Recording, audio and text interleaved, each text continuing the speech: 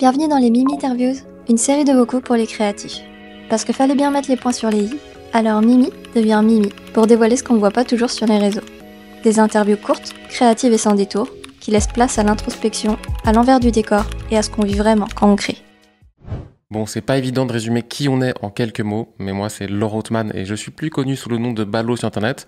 Et en gros, je me considère tout autant designer graphique que vidéomaker, que professeur même, dans le sens où j'adore créer des identités graphiques, travailler avec de la couleur, la typographie, faire des illustrations. Mais ce que je kiffe aussi, c'est de pouvoir documenter ça à l'aide de la vidéo. Et j'ai vraiment un gros attrait pour tout ce qui est réalisation, montage, color grading et même lumière. Et puis plus dernièrement, j'écris aussi des cours de graphisme que je partage sur mon site internet, sur lequel on peut aussi retrouver des petites newsletters, des articles, des petits challenges, etc. Donc voilà, mais en fait ce que j'aime le plus dans la vie, c'est créer des univers et puis en fait utiliser différents médiums pour leur donner vie.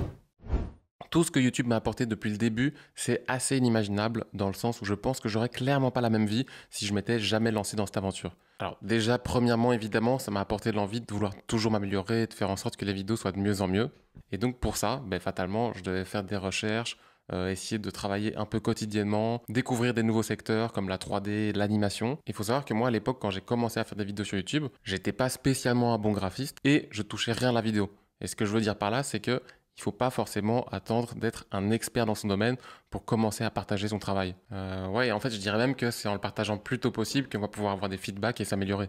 Ensuite, créer sur YouTube, ça m'apporte aussi une liberté créative assez incroyable, dans le sens où moi, les projets que je fais sur ma chaîne, c'est en général des choses qui sont fictives et donc je me mets pas de barrière. Je fais vraiment ce que je veux et ça, c'est ultra épanouissant. Et puis surtout, ça c'est la petite retombée qui n'était pas vraiment prévue, c'est que je suis devenu totalement amoureux de la vidéo. Genre à la base, la vidéo pour moi c'était uniquement une façon de pouvoir partager mon travail. Je m'en foutais un peu, mais petit à petit, ça a pris une place de plus en plus importante dans ma vie. Et aujourd'hui vraiment, pour moi, la réalisation de vidéos c'est aussi important que le graphisme. Donc je pense que parfois quand on se lance dans des aventures comme ça, on découvre des nouvelles passions. Et ça encore une fois, je le répète, mais c'est trop épanouissant, quoi. L'expérimentation, c'est un truc que je faisais vraiment plus du tout. Et quand je parle d'exploration, je fais vraiment référence au fait de ouvrir son logiciel, pas savoir exactement ce qu'on va faire, tester des choses et puis parfois accidentellement tomber sur un truc qui te fait kiffer.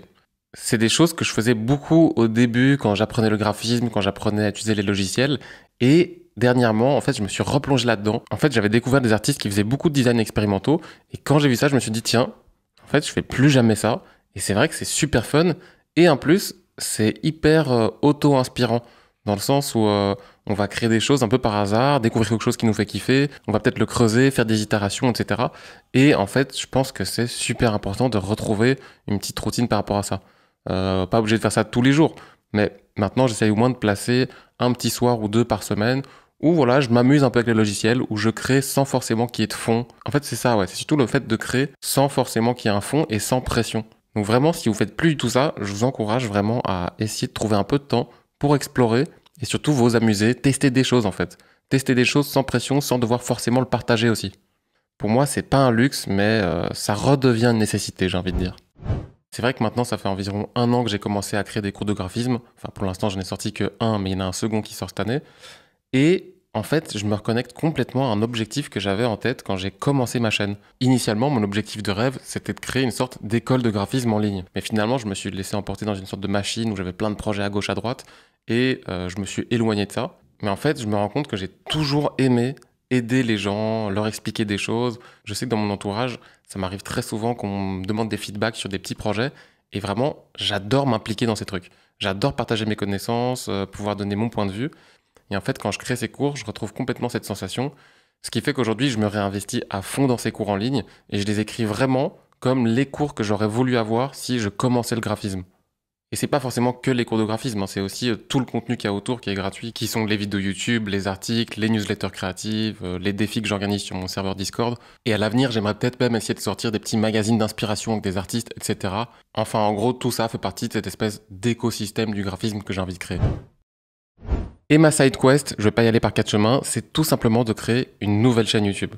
Une chaîne en fait qui n'a aucun rapport avec le graphisme, mais qui va me permettre de pouvoir explorer ma passion pour la vidéo dans plein d'autres sujets. Parce que tu vois, aujourd'hui, j'adore complètement faire des vidéos, mais parfois sur ma chaîne Ballo, je me retrouve un petit peu enfermé dans cette catégorie justement graphisme, que j'aime énormément et je continuerai toujours cette chaîne, mais parallèlement, j'aimerais pouvoir explorer d'autres horizons sans devoir me poser la question est-ce que ça fit ou pas sur ma chaîne.